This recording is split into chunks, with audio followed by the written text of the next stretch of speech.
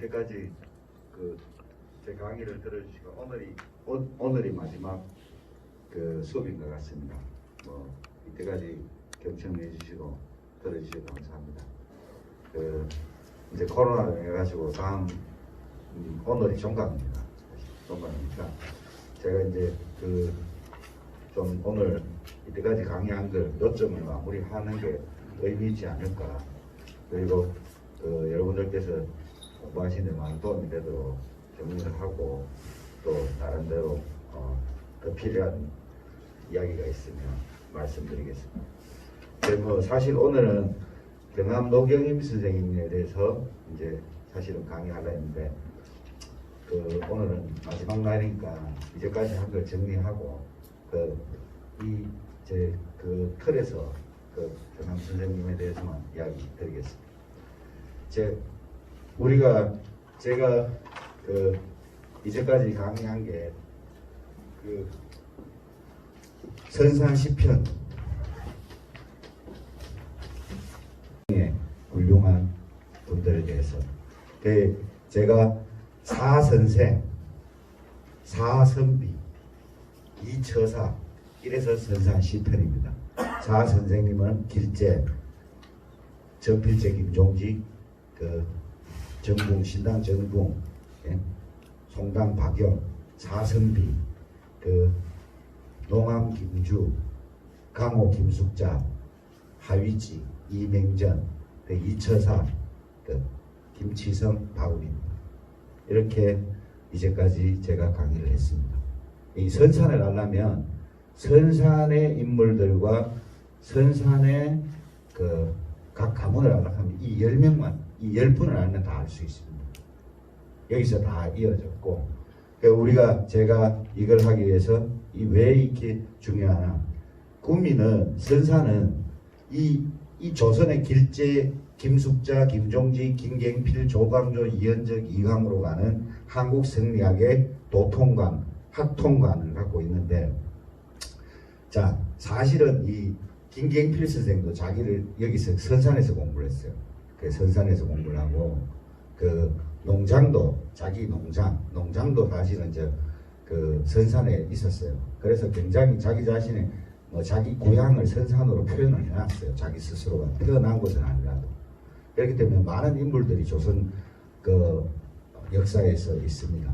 그리고 그분들이 말하자면 선산 구미에서 모든 성리학에 말하자면 제가 저번에 했죠. 어떠한 씨를 버린 곳이 여기고 중간까지 나무와 줄기를 만든 곳도 여기입니다. 그런데 이제 이황 안동의 도산서원에 있는 이황 선생이 안동에서 열매와 꽃을 피웠어요. 이렇게 중요한 분들이 있는데, 이제 왜 이 김갱필 항상 모든 학문이나 모든 지금이나 그때는 서울 중심입니다. 그러다 보니까 김갱필이가 서울에 가서 조광조를 만나서 했기 때문에 이렇게 가지만, 여기서 우리는 우리 선산에서 발원한 성리학이 갖고 온 분이 정붕 선생, 신당 정붕 선생이 송당 박영 선생에게 그걸 이어주고, 박영 선생은 자기 큰 맞제자 두 분이 있는데 진락관 김처성과 용환 박운 선생. 자, 이런 가계도가 있어요. 이걸 알아야 돼요. 이걸 모르고 우리가 이렇게 큰 줄기를 모르고 막 장가지만 공부하다 보면 뭔지 이해가 안 가요. 사람이 누군지도. 역사가 왜 어려운가 하면 사람이 너무 많이 등장합니다. 각 가문이나 역사적 사건뿐만 아니고 사람을 알아 역사를 이해하는데, 그러다 보니까 역사를 굉장히 어렵게 받아들이는데, 이제 제가 그 중에서 이제 이 시편, 이제 금오서원 있죠. 금오서원에 가면 이래 있습니다. 여기 한 명 더 플러스 되죠. 여헌 장영광 선생.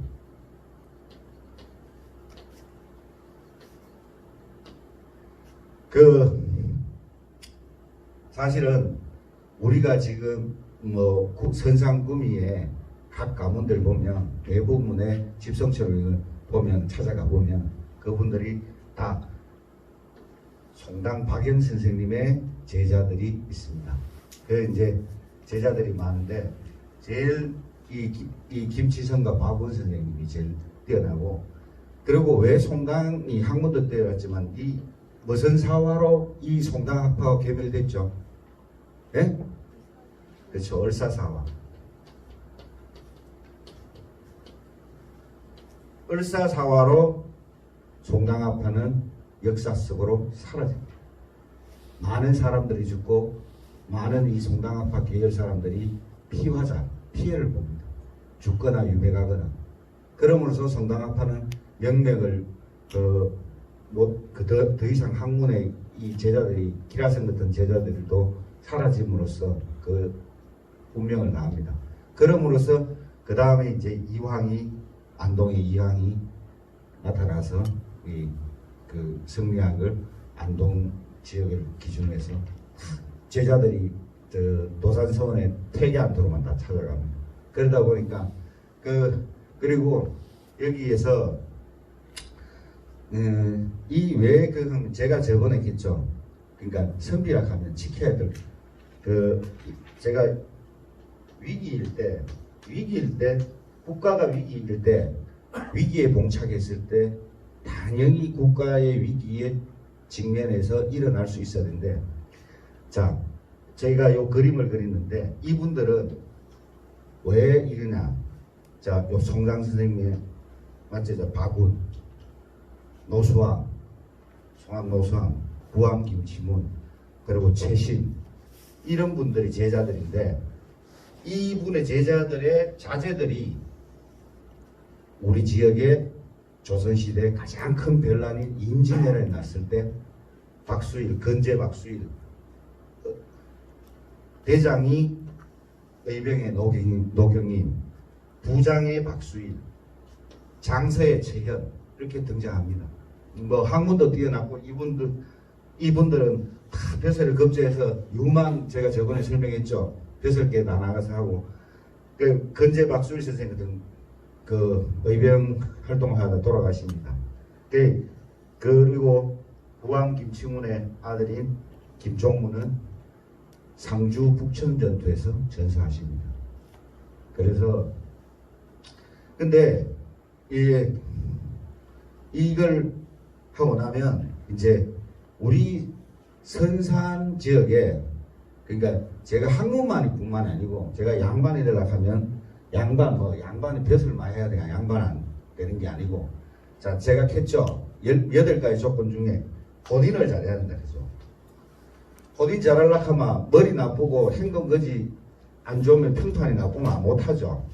제가 우리나라 3대 삼촌 삼골이 있다 했죠. 예? 삼촌이 어디입니까? 예? 하회마을, 경주의 양동마을, 그리고 성주의 한계마을입니다. 삼촌과 삼골. 그리고 골은, 삼골은 저기 합인면에 가면 마평면 자선선이 묘골, 그 다음에 저기 대구에 그 팔공산 자락에 가면 옥골이라고 있어요.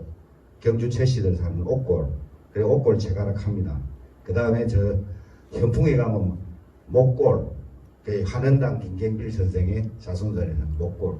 이 삼촌과 삼골이에요. 근데 이 혼인의 관계를 또 보면, 자, 근데 이 선사는 안동하고 아주 인연이 깊습니다. 혼인 관계로 봐도. 자, 제가 삼촌 중에 하회마을 이야기했죠. 하회마을에 제일 유명한 뭡니까? 하회마을을 그렇게 만든 사람. 하회마을 하면 생각나는 사람 있죠. 예? 그렇죠.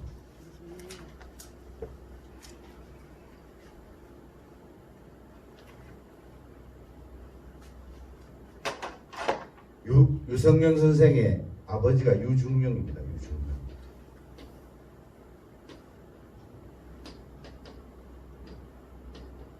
겸하 유운룡,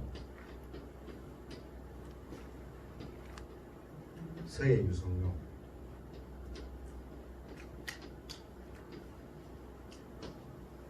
이 이분이 지금 하야마에 가면 양진단 제일 맛집이에요. 풍산 유씨들. 이게 우리가 일명 하예유씨라고 하는데 본가는 풍산 유씨입니다. 풍산 유씨입니다. 유씨인데 이 사람이 맛집이에요. 맛집이라 풍산 유씨. 그 집이 경암집이라고 경암집인데 여를 지금 가면 양진단 가죠. 그리고 서예 선생 유성룡 선생 바로 맞은편 양진단 바로 맞은편에 가면 그 서예 선생 그 종택이 있어요. 예? 그걸 충묘당 가요. 충묘당. 그래 이 가해마을을 누가 왔습니까? 예? 엘리자베스 왔죠. 그리고 부시도 왔었습니다. 부시 대통령. 엘리자베스 오고 부시가 와서 그 병산성원에 들렀었습니다. 안동에. 그 정도로 그 영국 귀족사에는 자 유성룡 선생이 우리나라 역대 재상하면 명재상 1등이죠. 엄청납니다. 역사적으로. 그 남인인데도 불구하고 엄청난 능력. 이분이 하신 일 중에 제일 잘한 게 뭡니까? 그렇죠. 이순신 장군을 발탁했는 거죠. 임진왜란을. 그리고 이 양반이 이 유성룡 선생이 전락 속에서도 민심을 수습하려고 대동법을 실시합니다. 엄청난 거예요. 그때 전쟁통에도 기득권은 세금을 안 넣으려고 그 전까지는 군역이나 이런 세금을 쌀로 안 했어요. 단일화 해서 세금을 거두자 했는데 그러니까 세금 거두는데 여러 가지 불편한 점이 많았어요. 백성들도 괴롭고 누가하면 백골침고 죽은 사람까지 세금을 거둬들인 나라였어요. 그리고 이 사람이 세금 낼 사람이 도망가면 옆집에까지 세금을 부과합니다. 그리고 형제 자매가 있으면 다 부과합니다. 백성들이 살기 얼마나 그거를 타파하려고 이분이 대동법을 대공수미법이라고 하는데 대동법을 실시해요. 반대를 무릅쓰고. 그런데 당쟁 속에서도 그래서 했죠. 서예 선생이 엄청납니다. 근데 이 집안하고 이 풍산유 씨하고 서로가 호딩관계를 맺는 집안이 있습니다. 여기 보면 노수암 선생의 다섯째 아들인 노경임 선생이 경암 유운용 선생의 사이가 되고 구왕 김치문 선생의 그 아드님인 김종무 돌아가신 김종무 선생이 그 유중용 선생의 사위가 됩니다. 이렇게 훌륭한 우리 국내에서 내노락하는 저 최고의 집안에서 선산에 이렇게 혼인을 맺었다 하는 거는 그 엄청나요. 그리고 그 이렇게 어쩌면은 이분들을 내가 이렇게 주장한 거는 꼭 학문과 글이 높아서 선비라 하면 노블리스 오블리제 당면한 위기에 자기들이 대응하는 걸 이야기해야 됩니다. 뭐 사실은 의병을 했지만 그 성과는 미비하죠. 사실은 거기 의병하면 남명조식 선생의 제자들인 그 당시 정권하면 북인들 사실은 정인홍이라든지 그 제일 유명한 사람이 마무당 각재우 선생입니다. 각재우 선생이 인동까지 와서 그 인동에서 외적을 맞서서 싸워가 천생산 위에서 말에다 목욕을 시킨데 쌀로 목욕시키게 해서 그래서 이제 그때 인동은 작은 고리였어요. 근데 각재우 장군이 외적을 물리치다 해서 인동을 대도후부로 만들어 줍니다. 그 정도로 전과가 한데 그렇지만은 그만큼 혁혁한 전과를 못 세워도 우리 지역에서 이래 위기가 났을 때 이런 선비들이 배운 사람들이 위기 때 이렇게 합니다. 그리고 학문적으로는 송당 선생님이 돌아가시고 을사사고를 겪으면서 이 용한 바분 선생이나 박수일 이 손자입니다. 아들이에요. 손자인데 이분들은 폐계 이양한테로 가서 공부를 합니다. 폐계 이양한테. 그리고 노경임 오늘 사시는 노경임 선생이었는데 노경임은 이제 그러니까 서성이 두 분이에요. 그 당대의 최고인 사람이 누굽니까? 노수함의 그 외제가 누굽니까? 여은 선생님이죠. 여은 선생님이죠. 그러니까 노경임 선생님은 여은 선생님이 외삼촌 됩니다. 그런데 어렸을 때 여은 선생님한테 가서 공부를 합니다. 그리고 자기가 장가 들기 전에 서예 선생, 서예 유성룡 선생한테서 공부를 합니다. 공부를 하는데 공부를 시켜보니까 야가 너무 공부를 잘하고 그리고 품행이 너무 좋아. 그러면 어떻게 합니까? 지금이나 그때는 총각이 와서 공부를 하는데 공부도 잘해, 모범적이고 착해, 그리고 아그 인물도 좋아. 어떻게 해요? 사이를 삼죠. 그래가 유성룡 선생님 덕분에 보통 인물이 아니다, 아가. 그래서 이제 겸함 형님 좋은 사이감이 있습니다. 그만 우리 진려 사이로 합시다. 이 집안. 그 정도로. 그래서 저기 상주 낙동 우물리에 가면 또 풍산 유씨들이 삽니다. 그것은 그 낙동. 그러니까 그 가면은 유명한 선생님이 있어요. 서예의 퇴계학을 서예가 받아가. 그러니까 수암유진 선생이라고 들어보셨습니까? 수암유진 선생님이 있습니다. 그 낙동대가, 낙동에 사는 낙동대가. 수암유진 선생을 이제 서예 선생의 그 아들들이 여러 있잖아, 그죠? 근데 자는 공부를 시키면 되겠다 하는 아들이 있을까요? 야는 돈을 벌면 되겠고, 보니까 특별하게 뛰어난, 딱 봤을 때 아들인데도 노수함 선생님도 아들 여럿이지만 8명의 아들이지만 그 중에 노경임이가 제일 똑똑하다. 우리 집안은 빌령놈인데 딱 찍었듯이 유성룡 선생님도 자기 아들 셋째 아들인 수암유진 선생. 유진은 야를 학자로 만들어야 되겠다는 그러죠. 제가 했죠. 조선시대는 벼슬을 높게 하는 것보다 집안에 꼭꼭 한 명씩 학자가 나야 됩니다. 학자가 없고 벼슬하는 거는 별로 그 집안이 별로 탐탁지 않아요. 그 수암유진 선생을 누가 가르친가면 노경임 선생이 수암유진을 가르칩니다. 16살 때. 그래서 직접 퇴계학을 배운 사람은 용암 바군은 직접 배우진 않았어요. 편지로 주고받은 거였어요. 서로가 의견을 주고받은. 박수일 선생은 이제 손자예요, 손자. 바군 선생님의 아들이 일찍 돌아가셔가지고 박수일을 손자를 퇴계 선생한테 직접 보내서 공부시키고. 그리고 이 노경임 선생은 이제 송당아파 개멸됐으니까 공부하러 여은 선생님한테 어렸을 때 배우다가 여은보다는 또 이제 서희 선생한테 가서 공부를 합니다. 그런 전 학문의 교류가 이루어집니다. 그리고 여은 선생님이 그 임진왜란 피해 봤을 때 서예 유성룡 선생은 봉화까지 찾아갑니다. 그런 인연이 다 이렇게 있어요. 그래서 유성룡 선생은 그러니까 서로가 학문이 서로가 퇴계학과 여은학이 만남을 주선한 사람이 이 노경임.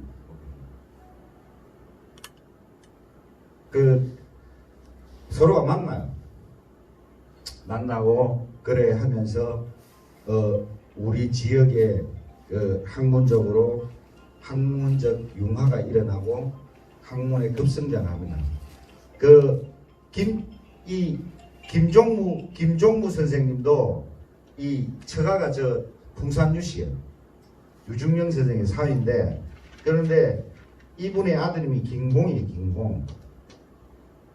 김공인데 김공 선생님이 나중에 전쟁 때 아버지 돌아가시고 어머니까지 돌아가셔요. 그래 고아가 됐는데 김공 선생이 겸함 유은용 선생과 서희 선생님이 자기 처남하고 자기 여동생이 돌아가시니까 자기 그 생질을 데리고 하회마을에 가서 3년간 공부를 시킵니다. 그래서 3년 공부하고 다시 김공 선생님은 누구한테 오느냐? 여흔 장영광 선생님 밑에 가서 또 공부를 합니다. 그러니까 혼인, 적혔죠? 혼인. 학문의 스승이 이렇게 구미와 안동이 서로 풍산 유씨들을 통해서 그 하회마을과 이러한 인연이 많은 곳이에요. 그러니까 학문뿐만 아니고 혼인 관계로. 우리가 역사를 보는 데 있어서 왜 저 사람이 저렇게 저 사람과 친할까를 보잖아요. 찬찬히 살펴보면 우리가 그런 거를 인척관계라고 연비연사라고 합니다. 여러분들 어디 가면 요새 뭐 전부 다 친척이라. 요새 어디 가면 우리 친척이라 이렇게 그런 말 많이 하죠. 친척이 아니고 일가 친척이라 해요. 일가. 옛날에 일가다 이렇게. 그렇죠. 일가. 같은 성씨를 쓰는 게 일가. 처가, 외가, 친척 이런 겁니다. 그래서 일가 친척을 해야 돼요. 나하고 성씨가 같은 건 일가고 나하고 성씨가 안 같으면 친척이라 해야 돼요. 그런데 요새는 다 같은 기간 우리 친척이라 해요. 사촌도 친척. 그런 거를 유식한 말로 연비연삭합니다. 연비가 할아버지 때, 아버지 때 서로가 다 이렇게 관계, 이렇게 이야기하는 데 무식하는 요새 친척이 해요. 그게 전부 다 부모가 잘못 가르친 거예요. 그게 뼈대가 없는 집안인 거예요. 뭐 이 시대에 양가 찾아면 하겠으면 그래도 좀 배운 집에 가면 그렇게 이야기합니다. 우리 연비연삭은 뭐고? 그래 가들 수준 버전으로 이야기해요. 친척이에요. 그래 이렇게 연비연사로 가지고 서로가 다 그때를 보면 이 먹고 힘들고 어려운 시기에도 이런 인연을 통해서 서로가 학문과 호딘 관계를 형성했습니다. 그래서 지금도 어디 명문가 집에 가면은 그런 인연으로 다 압니다. 사람이라 사람을 만나는 게 굉장히 중요해요. 제가 칼럼에서 이순신 장군이 굉장히 발탁하고 살리준 사람들이 다 남인이에요. 남인. 발탁한 사람 유성룡. 그 다음에 이 사람 살리려고 백방으로 노력한 사람이 이원희. 그 다음에 정탁, 약포 정탁, 이정형 이런 사람인데 다 남이. 이순신 장군이 본관이 어딘 줄 아십니까? 본관 덕수이신. 우리나라에 가장 유명한 학자 두 사람 꼽으라 하면 누굽니까? 그렇죠. 태계하고 태계 이양 선생하고 율곡 이 선생이죠. 예? 태계 율곡 하마 뭐 더 이상 이야기할 수 없죠. 그리고 남인들이 가장 존경하는 스승, 서인들이 가장 존경하는 그거 뭐 이래 되는데 여도 덕수이시에요. 그것도 같은 시기에 살았던 사람이라 같은 덕수이신데 근데 이순신 장군하고 율곡 선생하고 같은 덕수이신데 이분의 이순신 장군이 남인들이 자기를 청거해주고 자기를 지켜주고 그러니까 이분은 덕수이시 중에서 남인으로 갑니다. 충무공지관. 이분은 밑에 서인 세력들이 자기의 종장으로 세웁니다. 우계성원하고 율곡 선생의 친구분이 우계성원. 이 이순신 장군의 그 종손들 있죠. 전쟁가는 종손들이 있을 거 아닙니까? 종손들이 서예 선생님 집에 하회마을에 그 불천이 제사에 500년 동안 왔어요. 우리 할배 청거해주고 살려줘서 고맙다. 지금도 그러니까 덕수이시 중에서 남인들 이제 이 율곡 선생의 덕수이시는 서인으로 다 기울어요. 서인으로 기울고 이쪽에 이순신 장군 충무 이순신 장군의 그 자손들은 남인을. 우리 할배 살려주고 우리 할배 사실은 이순신 장군의 육군 계급으로 말하면 지금 같으면 육군 대위 정도밖에 안 돼요. 그런데 바로 투스타로 전격 성장시킨 사람이 서해 유성룡 선생님. 그래서 그런 인연이 그래 이런 게 인연인 거예요. 그러니까 사람의 이분이 위기일 때 같은 덕수시라 해서 한번 찾아가라고 부하들 이야기합니다. 율곡 선생이 잘 나갈 때 병조 판서 이런 거 할 때. 그렇지만 이순신 장군 찾아가지 않아요. 그런데 학렬로는 이율곡 선생이 더 낮아. 여가 이순신 장군의 아재뻘이라 조카뻘이고. 그러니까 그 아재가 조카가 내가 부탁하기도 그렇잖아요. 옛날에는 뭐 벼슬이고 나이를 떠나서 한결로 따지지만 내가 조카뻘인데 가서 그까지만 그렇습니다. 그 이순신 장군 같은 경우는 사실은 율곡 선생이 있죠. 태계하고 2박 3일 동안 만납니다.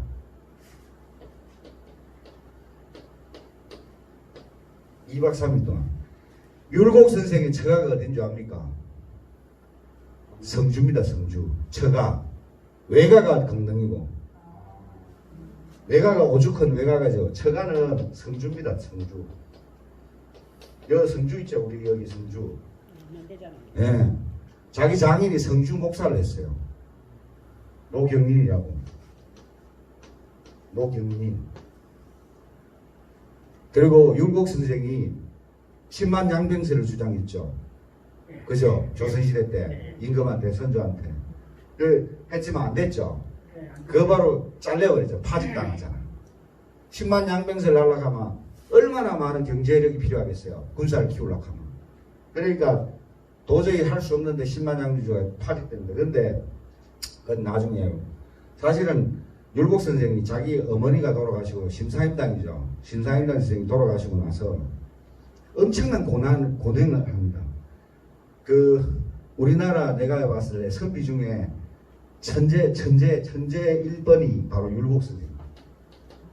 천재 1번이 율곡 선생.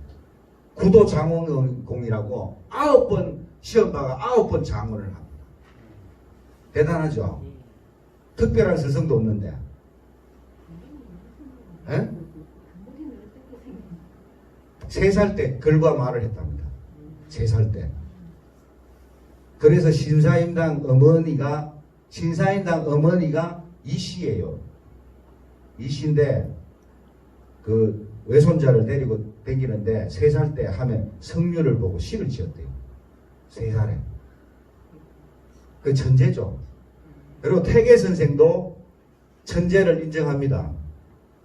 자네 그 멀리 떨어져 지금처럼 교통과 그 통신이 발달한 시대 같으면 우리 TV로 뭐 천재인지 아니 다 알잖아.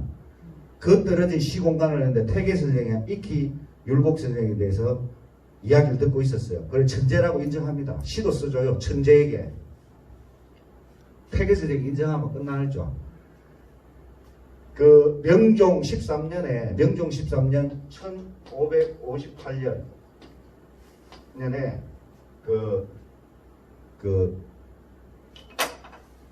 이 율곡이 어머니가 돌아가시고 나서 계모가 돌았는데 자기 아버지 이름이 이원수예요.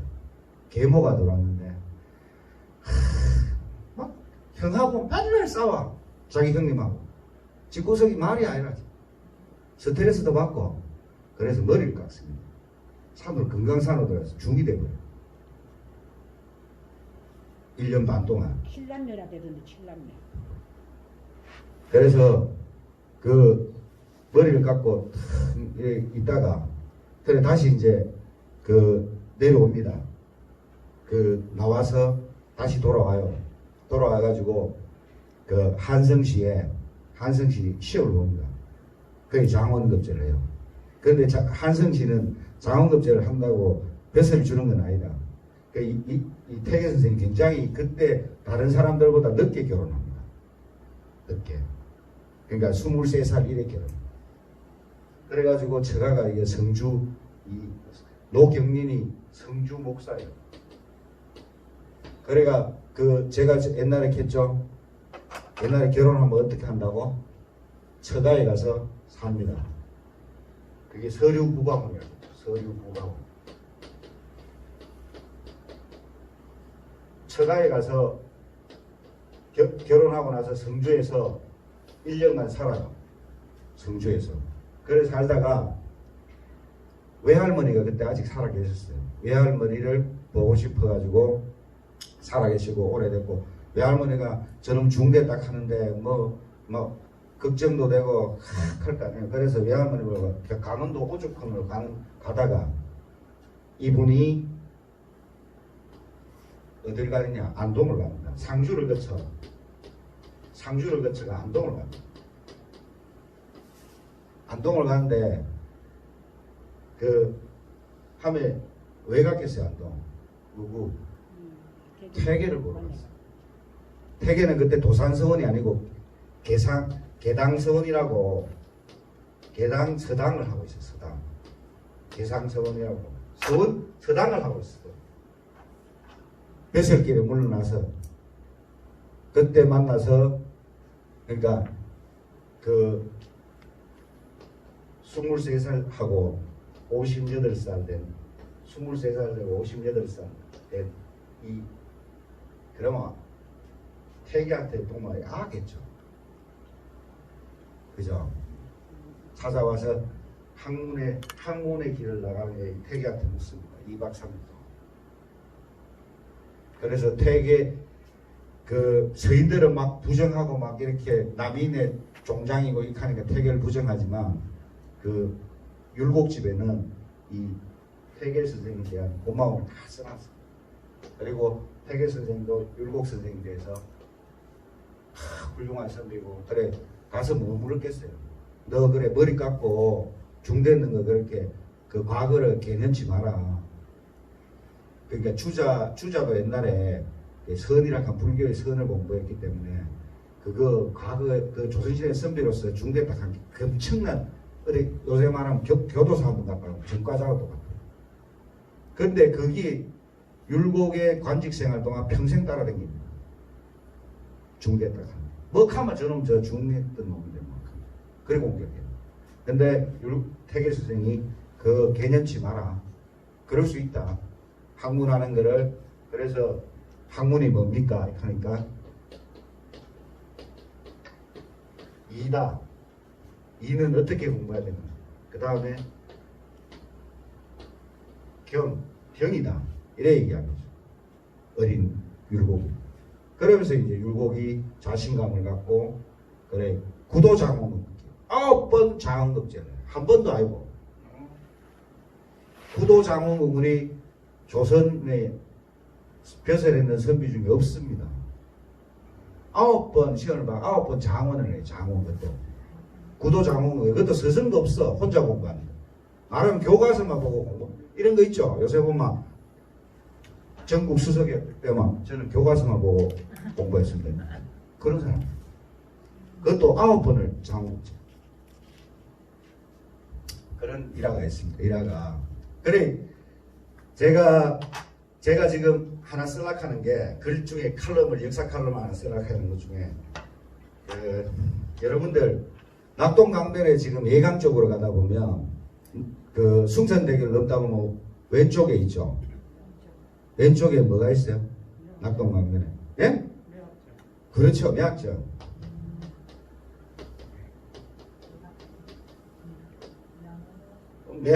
매화하고 학을 키웠다 해서 매학정이에요. 자, 매학정 하면 누구 생각됩니까? 예? 매학정 하면 누굽니까? 누가 생각나요? 덕산이 아니고 그는 본관이고 고산. 황기로 선생이 나옵니다. 조선의 최고 명필가였대요. 고산 황기로 선생. 황기로 선생이 사위가 누구냐? 이구입니다. 옥산 이구. 옥산 이구인데 이구가 누구냐? 율곡 선생의 동생이에요. 근데 1세에는 성주에서 안동을 가기 전에 율곡 선생이 안동을 가기 전에 황기로 선생이 아주 유명한 사람이니까 여 매학정을 찾아와서 한 보고 가려고 태계 선생님 만나기 전에 그 와서 뵙고 가는데 그래 자네가 좀 뭐 익히 또 그러니까 이 옛날에는요 내가 몰라도 참 멀리 있어도 이래 내 선비라고 한 사람 탁 찾아가 시 한 수만 지어보면 얘 능력을 알아. 우리가 뭐 많은 것도 물을 필요 없어. 본관이 어딘고 들어오시게 해서 그래 어떻습니다 하면 선생님을 만난 기법을 시로 한 수 읊겠습니다. 탁 지어가 탁 던지잖아. 그러면 대단하구나. 내가 시를 한 수 차원시락해서 탁 지어줘. 대단하구나. 말하지만 영화에 보면 무린 고속길이 딱 만나는 거야. 넌 대단한 놈이다. 그러면서 이제 이야기가 한 10년 사귄 정도 빨라져. 그냥 술 한잔하고 하면 거기에다 검은고까지 한번 튕기면 이거는 그냥 내가 평생 잊지 못하는 사람 관계가 있어. 그렇잖아요. 조선시대 빨리 죽고 빨리 그거 하는데 서로가 빠른 시간 내에 서로의 그 내공을 알아봐야 돼요. 선비는. 그러니까 글을 할 줄 알아야 돼. 그래 글 못하면 쌍놈 되는 거야. 뭐 훌륭한 지가 태어났는데 글과 말을 못한다 하면 쌍놈 되는 거야. 첫 번째 양보하는 선비가. 그 내가 제일 발치 한 번도 보지 않았는데 탁 찾아가면 편지를 탁 보내고 가면 그에 대한 글을 깨닫게 하는 말을 할 글을 탁 쓰가 보낼 줄 알고 탁 할 줄. 그랬는데 이우 선생님, 황기로 선생님 탁 찾아갔어. 그래가 글씨로 그렇게 유명한 조선 명필가마 황기로, 한석봉 그 나중에 사람이고 황기로가 우리가 저 금오산 올라가다만 그 금오동총 하는 그 글자 팔았는 거 봤죠? 예, 있습니다. 예, 그 유명한데 이 황기로 선생은 그 이 칡뿌리 있죠, 칡뿌리. 칡뿌리를 입으로 씹어서 만든 붓을 썼어요. 그래 그 이분을 글을 받으려고 황기로 선생이 조선의 명필인데 이분이 이제 낙동강변에 매화를 심고 학을 캐놨는데 가서 이제 살아서 그래 만나서 내 동생이 있다. 그래 참 그러니까 하고 또 황기로 선생은 나는 내 고명딸이 하나 있네. 이래서 옥산 이유 선생이 이제 구민 매학정에 황기로 선생의 사회가 됐다는 설이 있고 안동에 가서 제가 이제 문헌을 찾아서 글을 쓸 건데 이율곡 선생이 안동 태계 선생을 만나서 그래 내 동생이 하나 있는데 결혼을 시켜야 되니까 할게요. 그 선산의 그 고산 한기로 선생이 고명딸이 하나 있는데 내가 중매를 쓸까 이래 내가 결혼했다는 얘기인데 뭐 어디가 더 정확한지 모르겠지만 그래서 결혼합니다. 그리고 매학정에 가면 자 태계 이항 또 그 다음 또 유명한 사람 있죠. 태계 가면 또 누구 율곡 말고 율곡은 한참 밑에고 당대에 남명조식 선생 매학정에 안에 가면요 태계 선생 남명조식 뭐 당대에 80명 정도의 기라성 같은 선비들이 대한민국 그 조선 팔도의 최고에 간 선비들이라고 할 수 있는 사람들이 80명이 시를 씁니다. 그 정도로 말하자면 살롱 우리가 뭐 술 먹고 여자 나오는 살롱이 아니고 당대 지식인들이 최고의 그 한 번쯤 지식이나 하면 우리 집안에 뭐 좀 벼슬 좀 힘 좀 글 좀 쓴다 하고 수준 된다 한 사람 그 매학정에 와서 한 수 다 읊고 가야 돼. 안 그러면 인정 못 받아. 자네 매학정에 가서 글 한번 짓고 왔는가 이렇게 하면 아니 안 짓고 왔네. 사람이 글과 말하고 그 정도로 80명의 조선 팔도의 기라성 같은 사람이 율곡 선생님도 시를 짓고 갑니다. 지금도 있습니까? 그래 지금은 이제 시가 들어가 있는데 없는 것도 많아요. 문헌에도 있고 전라도에서 임백령, 뭐 임응령 그리고 유희춘 이런 사람도 전라도에서까지 와요. 예. 근데 유명한 사람들은 있고 그 나머지는 그 문헌에 있어요. 그래 이 덕수이십니다. 덕수이신데 옥산 이후 선생인데 이제 고산 한기로 선생의 사이가 됩니다. 이게 이제 그 우리가 율곡 선생하고 이 또 선산하고 인연이 이래 이어집니다. 예? 그래 여기 보면 이게 서로가 그 당대에는 사람을 우리가 뭐 10년, 20년씩입니다. 단번에 봐도 그 사람의 능력을 알아보는 시대야. 그래 이런 관계가 이 선산에 우리가 살고 있는 곳에 있었다. 그리고 그 이제 제가 요새 좀 바빠서 글을 못 쓰고 있는데 이거하고 그리고 또 하나가 오늘 강의를 다 못하는 것 중에 하나 이유 중에 하나인데 여기 가면 여기 혹시 대망에 사시는 분이 있습니다. 대망 신천강씨 계십니다. 신천강씨.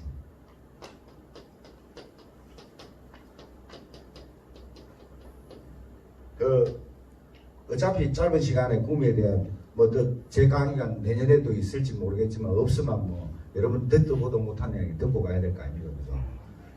그 신천강씨가 하면 생각나는 분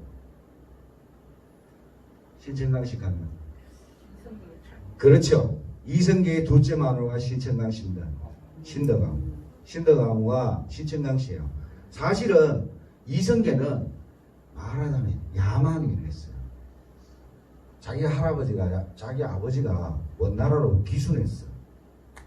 그래가지고 여진족들하고 막 올려가 사냥이나 하고 막 말하자면 일종의 그 군벌이죠. 군벌 모여가지고 지가 그 대장하고 있는데 근데 이 사람이 그래 살 수는 없잖아요. 너무 잘 싸우는 게 이성계가 벼슬을 해서 이제 이성계가 고려의 장군이 됐는데 그런데 이성계가 세력이 커지고 하잖아요. 근데 중앙정계로 올라가면 사람이 다 같은 장군이라도 훌륭한 집안에 태어나가 장군하는 거하고 족보도 없는 집에서 와가 장군하면 대접 받겠어요? 못 받겠어요? 못 받죠. 자, 그러려면 어떤 방법을 선택해야 돼요? 그 고려 개경사회에서 제일 유력한 가문과 결혼을 내가 해야 돼. 이 신천강씨하고 결혼하고. 신천강씨를 다르게는 뭐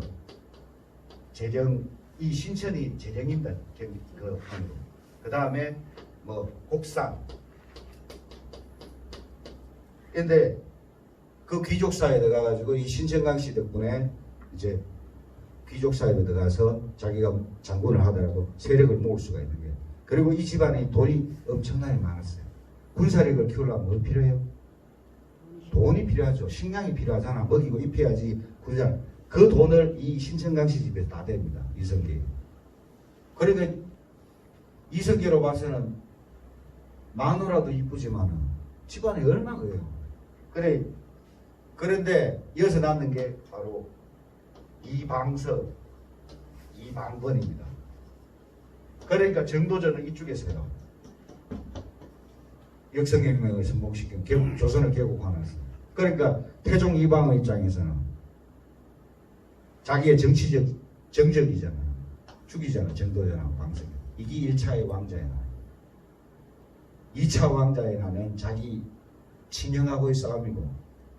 그런데 여왕이 신덕왕인데 태종이 이 왕자의 날을 정리하고 나서 신덕하고 묘비를요 빼가지고 청계천 다리 밑에 돌로 씁니다. 그래서 신천강씨가 지금 어디 제일 많이 사냐? 제주도에 제일 많이 사. 살라고 유배도 가고 도망도 가고 그리고 전국 각지로 다 가죠. 근데 그 신천강씨가 이제 저도 이제 좀 공부를 지금 하고 있는데 쓰려고 보니까 이 꿈이 선산에 들어와요. 선산에 들어오는데 여기 아까 전에 가지만 김종직 있죠.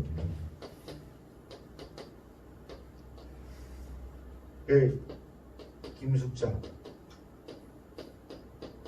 여기에 이 김숙자 김종직과 이 신천강씨가 불가분의 관계입니다. 이 김숙자의 사위가 신천강씨 그 외손자가 이게 무명제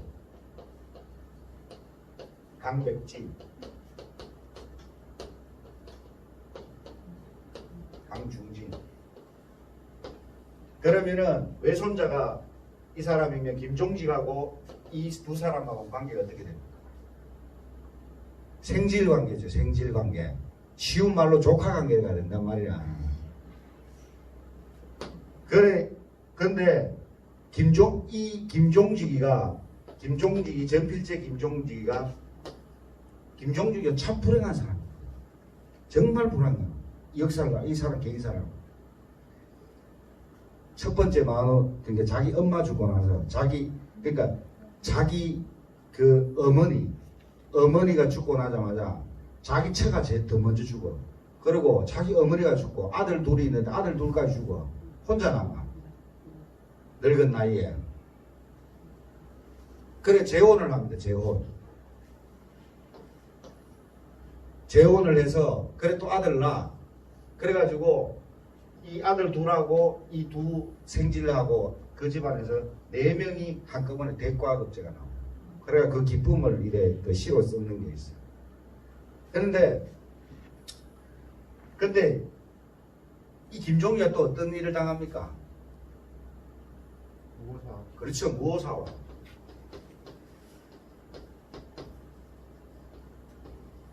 김종직은 사립파의 종장이에요. 사실. 사립파를 처음 형성시킨 사람이에요. 이 사람이 사립파를 5당이라고 했어요. 5당. 자기 스스로가 세력을 형성해 가겠다 하는 이 살인파를 그 말하자면 살인파로 그 등장해서 역사에서 살인파를 키웠던 사람. 근데 무호사화를 당했죠. 무호사화를 당하면서 자기 족 생질이 강백진, 강중진이라 얘들 이 사람들 가만히 있겠어요? 자 이렇게 신천강 씨가 역사에서 한 바퀴 철퇴를 맞았죠. 또 이때 신천강 씨들이 철퇴를 맞았어요. 전필제 김종직의 생질이라는 이유로 박살나겠죠. 이 강백진의 강중빈은 또 전필제한테 공부를 해. 자기 외삼촌이지만 자기 스승이. 그래서 쫓겨가지고 이 사람들이 또 전라도로 쭉 갑니다. 우리 지역에. 우리가 지역의 역사를 알고 보면 몰랐던 진실 속에는 보면 엄청난 그 역사의 DNA가 숨어 있습니다. 우리 지역이. 근데 아직도 그래 구체적으로 발굴하고 찾질 않아요. 다 대부분 그런 게 있다 하는 정도밖에 몰라요. 근데 이러한 연구 결과를 기존에 계시는 분들이 조금씩 발굴을 해놨어요. 근데 읽어보면 너무 재미없게 써놓고 너무 머리 아프게 써놨어. 쉽게 이해하고 우리가 역사 속에서 나타나는 그런 사실들을 시간을 갖고라도 좀 더 자세하게 기록하고 하면 되는데 이 글쓰는 많이 알아도 많이 알아도 쉽게 쓰는 게 있는가 아마 많이 알아도 너무 어렵게 써. 사람 상대방이 몰라봐. 그 사람 수준까지 못 올라가면 못 읽어요. 이거는 사실은 대중화 시키는 게 아니고요. 오히려 일반인들에게 역사와 멀어지게 하는 거예요. 저는 그래서 제가 그런 잘 쓰지는 못합니다만 그래서 지금 우리 지역에서 옛날에 훌륭하신 분들을 글을 쉽게 쓰고 이해 간략하게 그렇게 하기 위해서 제가 역사 칼럼을 쓰기 시작했습니다. 저도 공부하고 찾고 또 모르면 묻고 그래 해야 하는데 그래도 저는 운이 좋아서 그런 가문의 사람들이나 그런 자료들을 구할 수 없는 자료들을 얻어서 그래도 틈틈이 또 공부를 합니다. 근데 글 쓰는 게 쉽지만은 않아요. 그래 이런 이야기들이 있고 아직까지 우리가 제가 그리고 개인적으로 그리고 여기에 앞으로 글을 쓰려면 제가 이 역사 칼럼을 쓰려면 참 이게 있잖아요. 한두 자료를 봐서는 안 돼. 진짜 정확한 사실인가 아니면 규명하기 위해서 계속 묻고 이런 시간이 걸리는데 요즘 제 개인적으로도 좀 바쁜 일이 많다 보니까 지금 아직까지 글을 못 쓰고 있습니다. 못 쓰고 있는데 좀 시간이 되면은 더 글을 쓰고 더 현대식으로 저는 이런 걸 해서 과거로 돌아가자는 게 아니에요. 과거 내가 가서 금호서원에 가서 그 도포 있고 아흔간 종헌간 객하고 그렇게 하려고 하는 거 아닙니다. 저도 그런 법도는 잘 몰라요. 그렇지만 그분들 제사 지내는 분들 열심히 지내고 저는 그분들 그런 걸 알리는 거를 대중사에 하는 게 또 중요하다. 두 번 쓰고 도포 있고 맨날 제사 지내고 그 자기들끼리 모여가 뭐 그 저 유세차 켜고 막 하죠. 좋죠 뭐. 근데 요새 10년만 지내면 그럴 사람 아무도 없습니다. 오락하면 그 종선들도 안 갑니다.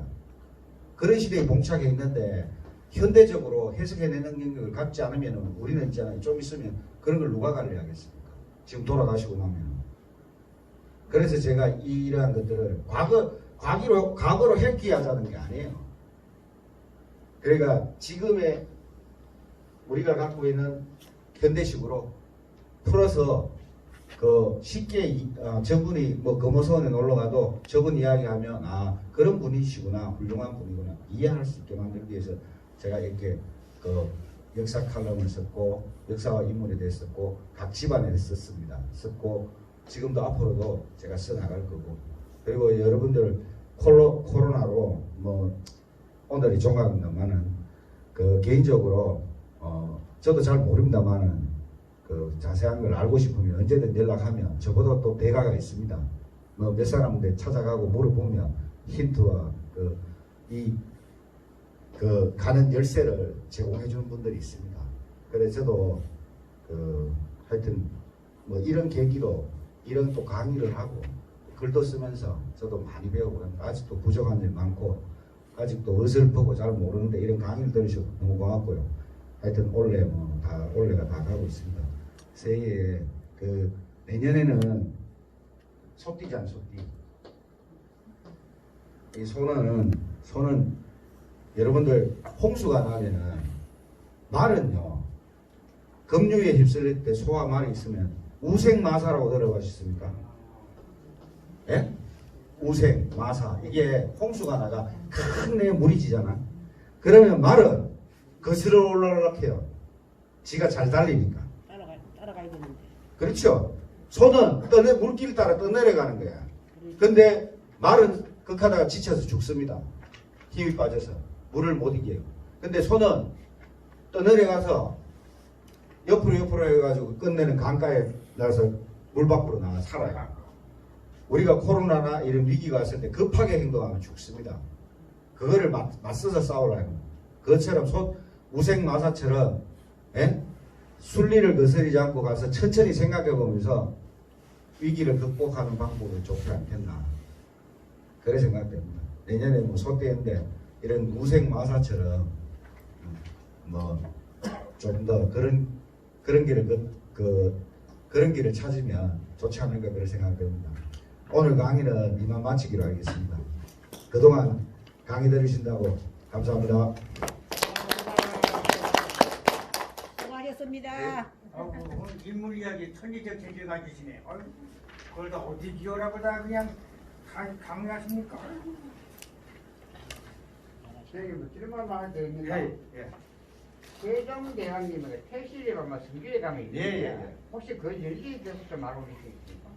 그게 태실이 우리나라에 10대 명당 자리가 있어요. 10대 명당. 10대 명당에 그 태실이 들어갑니다. 거기가 원래 땅이 성주이시 거예요. 성주이시 건데 그 조선시대 왕들은 누굽니까? 본관이 전주시. 전주시 이성계가 왕 되는데 최고 걸림돌이 누구였어요? 성주시에서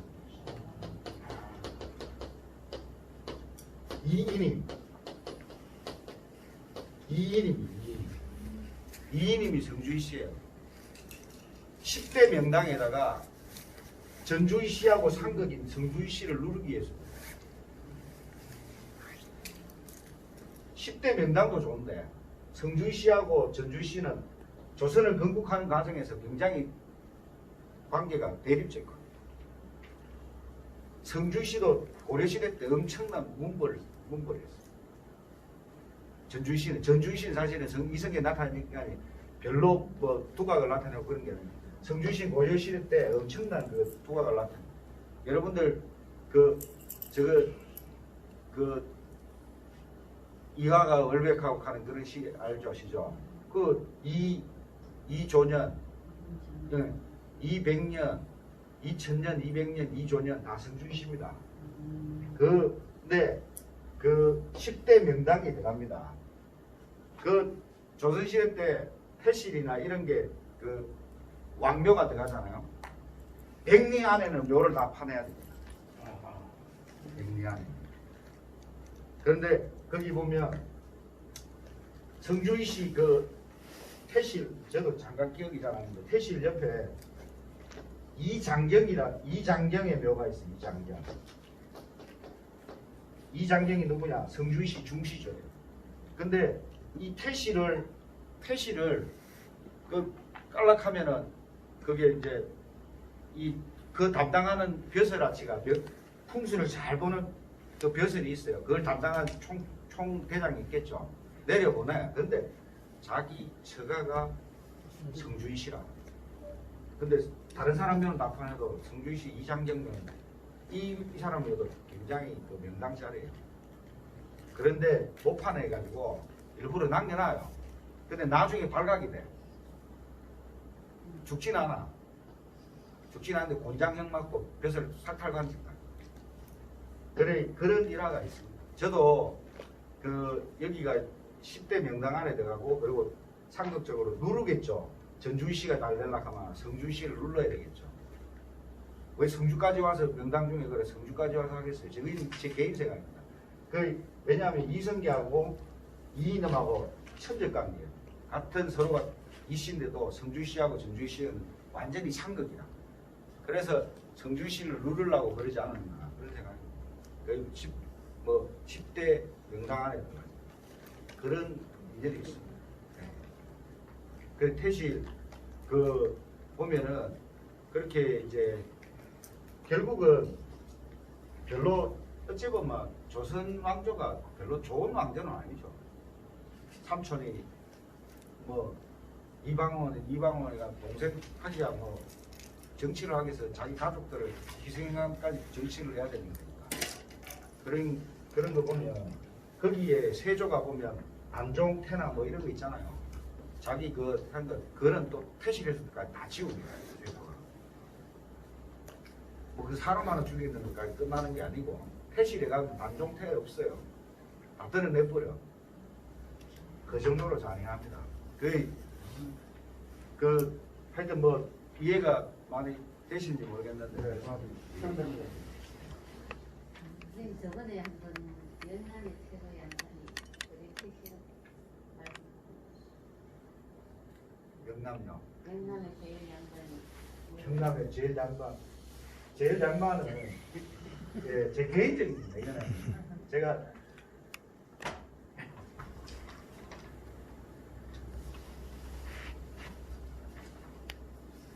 첫 번째 양반 말과 걸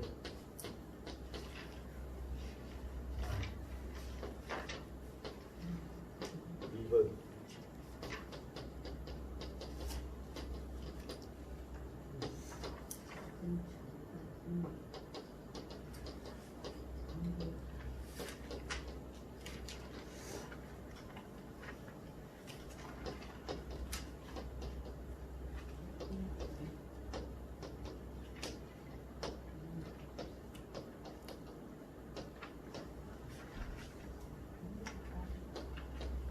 여기 뭐였겠죠? 예?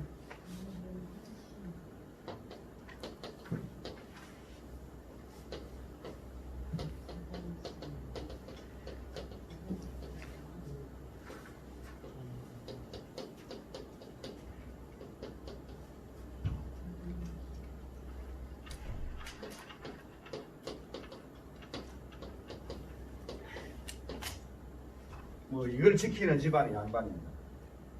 자, 말과 사람 벼슬을 안 해도 말과 글을 할 줄 알아요. 그렇죠. 그 집안이 이어집니다. 그리고 집성촌을 모여 살아야 돼요. 우리가 어떤 성식하면 막 모여 살죠. 예. 왜 그 모여 살겠어요? 예의를 지키기. 문박을 떡 나가면 아재고 할배고 있으면 예의를 다 지키겠죠. 예의를 지키기.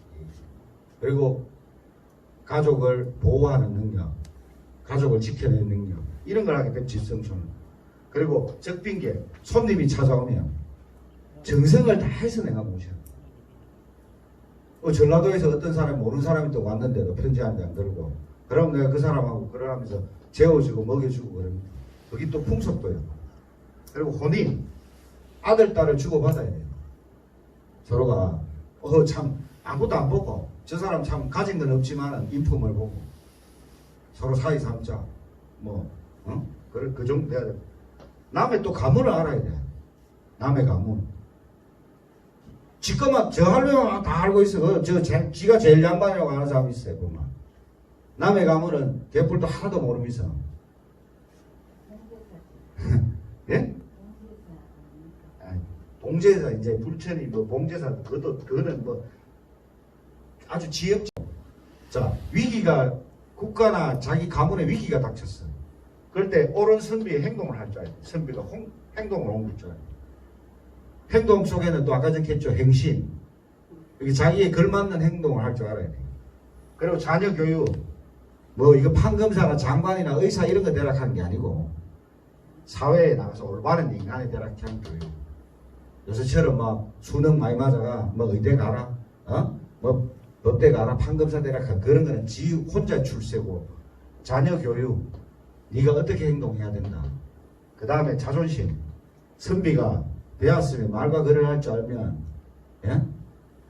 지조와 절개를 지켜야 돼요. 지조와 절개를 못 지키고 배신하고 행동을 말을 못하면 역사에서 꼭 나쁜 놈으로 정의합니다. 선비들. 이러한 것들을 지키고 그 다음에 이제 그런 양반이 되면 나타나는 게 이런 사람들은 이 정도 다 지키는 집안 같으면 이제 또 국가에서 이제 불천이 제사를 불천이.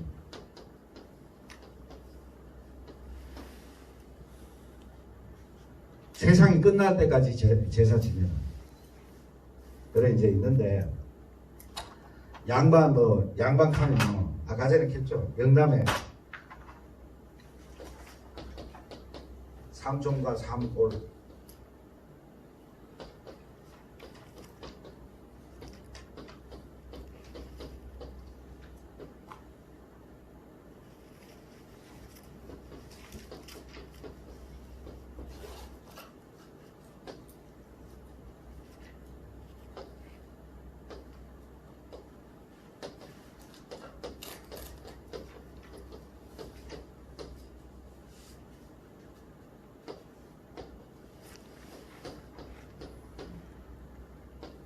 영남의 삼촌과 상골이 대한민국 삼촌의 상골입니다. 대한민국 그래도 경상도가 양방동네 다른 동네는 다 상놈 다 됐습니다. 예. 그래도 이걸 지키고 있는 동네가 영남의 삼촌과 상골 카마 지금은 조선 팔도의 삼촌과 상골입니다. 그걸 갖고 있는 이러한 문화적인 걸 갖고 있는 게 어떤 현대학적 측면에서 고리타분약이다 이렇게 하지만은 안 그렇습니다. 이 집안에서 태어난 이런 양반집에 태어난 사람들은 뭐가 달라도 다릅니다. 자기 조상이 그래 살아왔는데 공동체를 생각하는 나라가 어떻게 가야 된다 생각하고 있지만 가문이 뼈대가 약한 집안은 지 혼자밖에 몰라요. 내 혼자 돈 잘 벌고 돈을 벌어도 수단과 방법을 구하지 않습니다. 남이 손가락질 하든 뭐든 돈만 벌어야 된다 그런 사고방식을 가는데 이런 집안에서 태어나면 다릅니다. 양반과는. 자, 아까 전에 최고의 양반이라고 했는데 누구 어떤 성경 삼촌과 상골이 있습니다. 화해마을, 풍산유시들, 양동마을, 회제 이현적 선생의 그 여광이시들, 그 다음에 한계마을에 성산이시들, 그리고 대구의 옥골 803 밑에 대구 동구 옥골에 가면 이 경주채시들, 요골 달성 하빈에 가면 박씨들, 순천 박씨들, 박팽현자. 그다음에 목골 가면 하른당 김경필 선생. 그래 이제 양반은 이 정도입니다. 그런데 제 개인적으로는 그 위기가 왔을 때 제일 하기 힘든 게 뭐예요? 제일 하기 힘든 게 위기가 왔을 때 국가가 위기고 있지만 자기를 희생하는 일이죠. 자기가 돈과 권력, 돈과 지위를 다 내려놓고 모든 걸 버리고 싸울 수 있어야 되죠. 자, 일제시대를 한번 봅시다.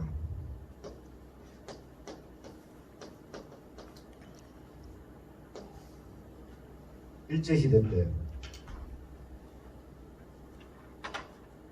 나라가 빼앗기니까 그 뭐 많은 사람이 있습니다. 많은 사람인데 딱 세 집만이야. 우당 이해연, 석주 이상용,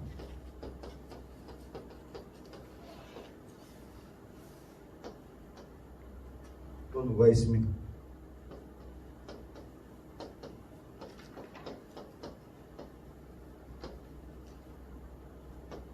여 위에 왕산허이 구미, 우리 남 왕산허이, 경기도의 우당 이해영, 그 다음에 안동의 석주 이상용, 저기 안동 내압에 가면 백화 김대라, 이런 분들은 요새 말하면 이 지위가요 만석군이에요. 만석, 재벌기, 노비가 500명씩 평균. 뭐 이 집 우당 이행 선생은 조선 8도의 최고 부잣집이었어요. 뭐 한 노비가 뭐 셀 수도 없어. 보통 이런 분들은 뭐 노비가 한 500명씩 돼요. 근데 왕산허이 선생 이 집이 지금 17명이 훈장을 받아 독립을. 엄청난 갑부집이었어. 왕산허이가. 근데 팔고 만주로 가서 만주 벌판에 이 왕산허이 선생이 꿈이 이 선산에 이 양반이 13도 창의군 의병 대장을 해가지고 의병에 말하자면 한국 독립운동에 신호탄을 쏜 사람이에요. 따라서 우리가 이래 있어서 잘 먹고 잘 사는데 500년 동안 잘 먹고 잘 사는데 조상님들 때문에 우리가 나라가 지금 빼앗기는데 우리가 이렇게 잘 먹고 잘 사는데 이래 있어서 안 되겠다. 모든 것을 버려서 나라를 구해야 되겠다. 그 의리를 지킨 거예요. 의리죠. 국가와 나의 개인 간의 의리. 충성이지만은 나는 이때까지 이 조선이라 하는 나라에서 우리 조상대도 잘 먹고 잘 살았는데 나라가 빼앗겼으면 내가 이 모든 재산과 버리고 이 나라를 위해서 내가 충성해야 되겠다는 것도 어찌 보면 의리죠. 이분들은 그런 길을 선택합니다. 우당, 왕산허이, 우당 이해영, 석주 이상용, 백화 김대라. 이 대표적인 사람의 집안에 이 집안들이 또 다 독립운동에 투신합니다. 전부 출신들이. 의성 김씨, 석주 이상용, 고성이 씨, 우당 이해영, 경주이 씨, 왕산허이, 김혜우 씨인데, 그래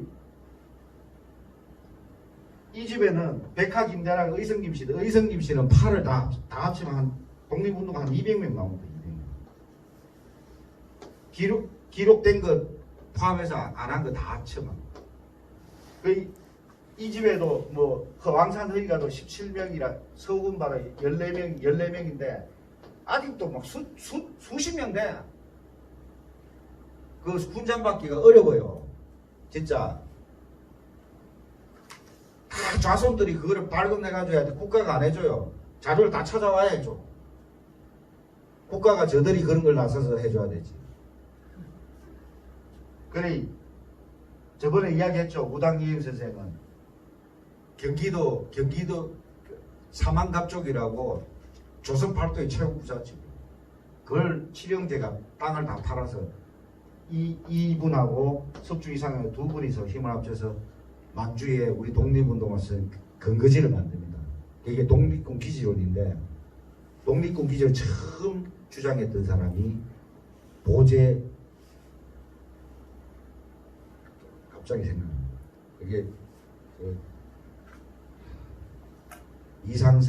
이상설입니다. 이상설이가 해이거 밀사를 갔다가 가보니까 전부 다 강대국이 약소국 잡아먹으려고 조선하면 그냥 야들 밥이라. 해이거 밀사에서 우리는 인간 취급도 못 받아요. 외교관 취급도 못 받아요. 쫓기나가 울분을 삭히면서 2주는 죽죠. 그래서 죽고 이상철 선생이 조선으로 안 들어옵니다. 조선으로 안 들어오고 만주에 저 나라가 우리 힘이나 외교력을 가지고는 도저히 이길 수가 없다. 우리 힘으로 독립을 해야 된다는 것을 이제 국내로 막 띄웁니다. 이 사람들이 왜 이거 만주 갔겠어요? 다 이런 사람들이 이 모제 이상철 같은 사람이 이런 사람들 편지를 떼어요. 너희들 500년 동안 너희 조상들 때문에 잘 먹고 잘 살지 않았느냐. 그러면 나라가 빼앗겼으면 아마 뭐 그런 계기로 해서 그 있는 것을 다 정리하고 춥고 배고픈 동네로 가서 독립운동을 전쟁한 이 사람들 때문에 기반을 만든 김자진 장군 충청도 홍성 사람인데 안동김 씨죠. 그분도 그래 생각했을 거예요. 그 뭐 그런 기록은 나는 가기 전에 얼마나 저 안동김 씨 세도가였으면서 그 부를 조선 말기 그 조선 후기에 넘겼던 집안 아닙니까? 그렇지만은 내가 이렇게 이때가 잘 먹고 잘 살았는데 이 김자진 장군 집에도 노비만 500명이었다. 만석군 집안 다 팔고 다 노비 해방시키고 너희들 이제 갈 대로 가라. 먹고 살고 땅 팔아가 조금이나 다 그래. 다 이 집안. 그래 전부 다 만주벌판에 축구 배우고 가족은 뭐 지금 말하자면 지금도 여러분들 아시기 여성분들 있지만 그 만주벌판은 지금 얼마 그때는 더 춥겠고 불 때가 밥 해야 되고 뭐 할 거 아닙니까? 여자는 완전 노예야 노예. 따라가는 대감 마님이 이제는 노예 생활해야 돼. 지금도 불 때가 밥하라고 빨래 그 시냇물에 빠른데 빨래하라고 대부분 이혼장도 다 도망갑니다. 내 딸 고생시킨다고 장모 가서 막 사위 싸대기 막 때리고 그 하는데 그런 사람 그때 얼마나 대하겠어요. 가족들 데리고 갑니다. 나는 그거 보면 이야 대단한 사람이다. 참 일본에게 그냥 눈 질끈 가고 고개만 숙이면 그냥 관작조 막 부는 더 늘어나 일 건데 그게 바로 양반입니다. 그 일본 놈들이 1905년도에 러일 전쟁 끝나고 우리나라를 을사오적이 그 나라가 빼앗겼을 때 2천만 원을 전국에 뿌립니다. 2천만 원. 그때 또 지금 같으면 2천만 원 같으면 한 얼마 정도는 지금 수조 되겠죠. 반항하지 말라고 권력 있고 힘 있는 가문에게 은사금이라고 이러는데 안 받습니다. 버리고 가는데 그 가족들도 다 데리고 가요. 이 석주 이상용 선생하고 이건 백화 김대락 선생하고 서로가 저거 천안매부지. 그러니까 우리가 독립운동하면 맨날 맺겠죠. 김구 선생만 이야기한다고. 김구 선생은 독립운동사에서 별로 그렇게 중요합니다. 한데 모르기 때문에 여러분들 듣기만 김구를 많이 들었지. 왜냐? 보수와 진보 이념 속에서 가장 자유로울 수 있는 사람 김구였기 때문에 김구를 제일 많이 이야기합니다. 역사책에. 하대장터 김창숙이 되면 주제가 아닙니까? 예? 하대장터에 김창숙이 더 주제가 아닙니까? 김창숙 선생도 의성김 씨예요. 그 김창숙 선생도 그거는 우리나라에서 했고요. 우리나라에서 그거는 여기에 한계 이씨들 성산 이씨들 중에 대개 이승희 선생의 제자가 김창숙입니다. 아버지가 이진상인데 한말 3대 선비 안에 들어가요. 서상 김억나, 예? 삼이연 장복추, 그 이진상 이 세 사람이 3대 선비 안에 들어가는 사람. 이 학문을 대개 이승희 선생이라고 원래는 대개 이승인데 호를 바꿔야 한계로 이 이승희 선생의 제자들이 신상 김창숙이고 여기 김정묵이고 지금 밝혀내고 있는 김정묵 선생 이런 분들인데 다 이쪽도 다 합니다. 내가 머리가 부러졌지 너 일본에게는 대가리 못 쓰겠다. 다 이분도 다 저기로 갑니다. 블라디보스토크로 갑니다. 그 이분들 그 똑바른 제자들 같은 경우는 그때 처음에 이분이 주장한 게 유림이면서도 그 파리 장서를 합니다. 하지만 우리는 조선이라 한 나라는 알지도 못해. 입딱 하는데 그런 거는 아프리카 저 수준 정도로 생각했거든.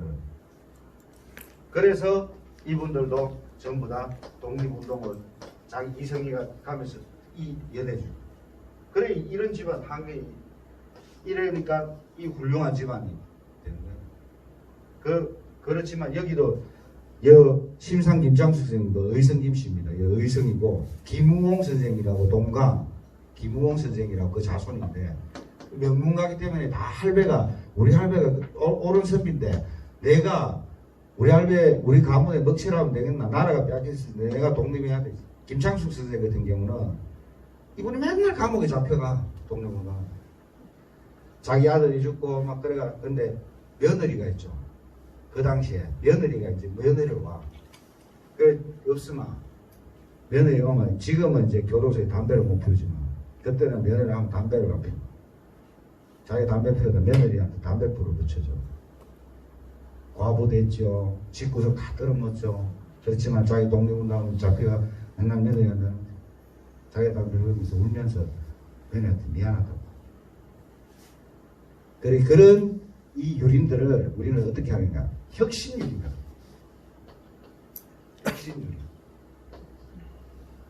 고리타분하게 과거에 묶이지 않고 현실을 타파하면서 내가 유교의 근본적인 걸 지키면서 이 현 사회를 개혁해 나가면서 혁신유린.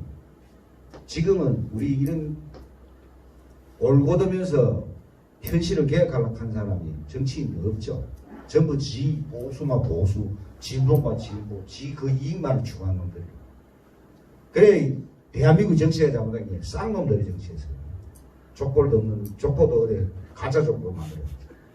쌍놈의 정치들이 이루어지기 때문에 이 근본 없는 그리고요 정치를 하는데 싸우면 안 됩니다. 원래 국회락한 것은 정치하는 것은 싸움입니다. 합법적인 싸움들이에요. 그렇지만 서로가 금도락한 게 넘지 말아야 서 있어요.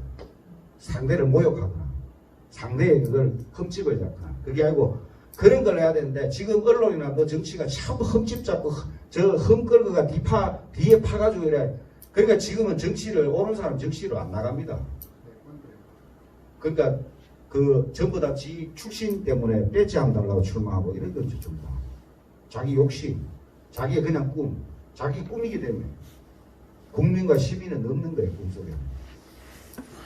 오늘 뭐 너무 이런 말 하다 잡혀갈지 모르겠습니다만 이때까지 강의 들어주셔서 고맙고 의문 나는 게 있으면 저도 잘 모르는데 같이 한번 찾아보면 좋지 않을까 싶습니다.